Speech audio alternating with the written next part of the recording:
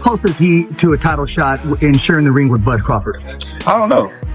But Vergil, he's right there. He's right there. He's been proven that he belongs with the top fighters in the division. And, who knows? A couple of fights or next fight or whatever the case may be, he might be sharing the ring with Terence Crawford. He just beat Canelo, the face of boxing, so which that makes Crawford the face of boxing at the moment. And he earned the right to fight whoever he want to fight. If you come to 154, is there a chance? Was that the conversation you had? Basically, I just said, hey, are you going to defend it? And he said, no, that's my last fight at the Canelo. I'm like, okay. Terence Crawford responded to Vergil Ortiz's recent call-out by giving him credit and respect. Crawford said Ortiz is a talented young fighter who's been showing real progress and proving himself against strong competition. He acknowledged that Ortiz has the ability to compete with the best in the sport. When asked if he would accept the challenge, Crawford kept his answer open, saying that anything can happen in the future, leaving fans wondering what comes next. Message now to Terence Crawford. I'm here whenever. I'm ready to fight whenever. I'm here to fight anybody. I don't care if it's Crawford, Spence. CLP2. Vergil Ortiz publicly challenged Terence Crawford, saying his mission is to take on the top fighters in boxing. Ortiz explained that facing someone like Crawford pushes him to work harder and continue proving himself at the highest level. Confident in his strength and development at 154 pounds, Ortiz said he's ready for the biggest names in the division and wants major fights next. I don't care who it is. It can be Luke's next, it can be Spence next, it can be Crawford next, if he's still willing to do it. Because that's a fight that I've been calling for a while. I think that's a great fight to make happen still. And we're just going to keep doing what I do best. Vergil Ortiz spoke with strong confidence, saying that even if Terence Crawford were in his absolute prime, he believes he could still beat him. Ortiz said he has great respect for Crawford and studies everything he does in the ring, but he truly believes in his own power, speed, and timing. He explained that his confidence comes from hard work, not arrogance, especially since moving up in weight has made him feel stronger and sharper. Many fans see Ortiz's comments as a bold challenge because Crawford has dominated multiple divisions and is considered one of the best pound-for-pound fighters in the world. Still, Ortiz insists Crawford is not unbeatable and believes he can take advantage of openings others have missed. His remarks have sparked intense debate about whether the young rising star is ready to match the experience and skill of a proven champion like Crawford. Like to fight coming up. So we got Tim Tszyu, we got Crawford, Spence, or I guess you can say the winner of Spence or Fundora. Charles is a good one. Who else we got at 54? You want to fight Terence Crawford right now? I would love to fight him, man. I think he's like probably the #1 pound for pound fighter right now. Do you think he's out of his peak? No. Or is he in his peak now? I think he's in his peak. And you're saying you could beat a peak prime Terence Crawford? I'm saying I believe that I can. I respect it 100%. I believe that I can. No, I respect him as a fighter though. That's the thing. When I want to fight people, it doesn't mean that, I don't like you. Like let's get it on. It's more like I respect your skills and I want to see if I can beat you. After Vergil Ortiz defeated Israil Madrimov, many fans immediately compared his performance to Terence Crawford's earlier fight with the same opponent. Crawford responded to those comparisons by saying that while Ortiz got the win, he didn't look dominant. Crawford noted that Madrimov didn't seem as sharp or well-conditioned as he was when Crawford fought him.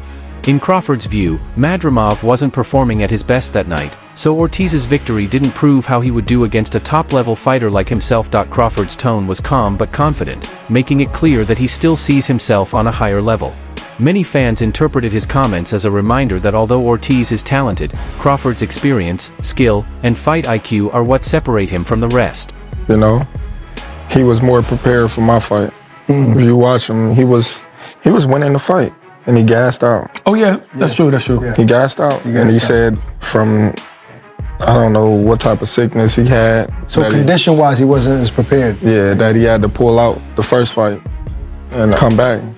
I don't know, but Vergil did good. He put a lot of pressure on him, and fought a good fight. But you could tell that he didn't leave unscarred. When you look at the faces of both fighters, you would have thought Vergil lost. Oh, okay. I did hurt his hand. His knuckle was broken. I don't know if you've seen him like the last couple of Vergil. Yeah. Ortiz, yeah, he had a broke hand, but he said he didn't know anyway. He didn't feel it throughout the fight. It was a good fight. I thought Madrimov was doing too much moving. Right. You know, in the beginning rounds, which that was getting him the rounds in the bank, but at the same time he was exerting too much energy.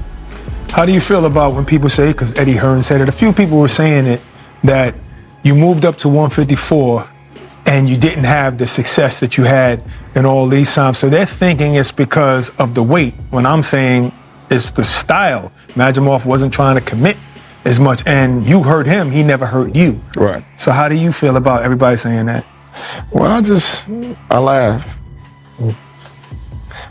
I won the fight. They making it seem like I lost. Well, Eddie was like, no, I think that night in August, he was like, no, I don't know about that. I think, no, Eddie was, I believe Eddie was saying that. Eddie was complaining about the scorecards. Nobody said Madrimov. Eddie was saying that it was closer than that. Maybe Madrimov could have won. He was saying, I think he was. I think he was. He's trying to get you mad at Eddie. No.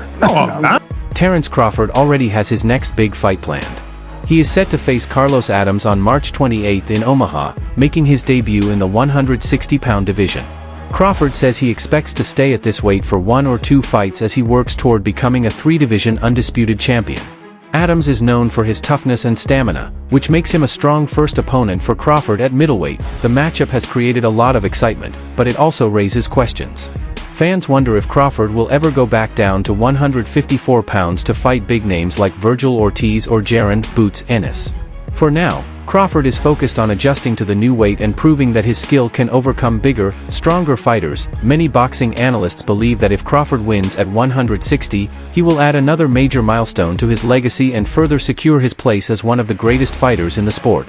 Because they all understand that Terence Crawford can drop down to middleweight after defeating Canelo in September and becoming the undisputed super middleweight.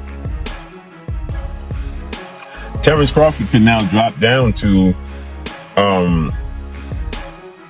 middleweight 160, right, and become undisputed at 160 with 1 to 2 fights, 2 fights max, right? He'll be 39 years old in September. 2 fights, Terence Crawford can become undisputed max at 160. He can fight Carlos Adames in March. And then he can fight the winner of Lara versus Janibek in the summertime, August, right?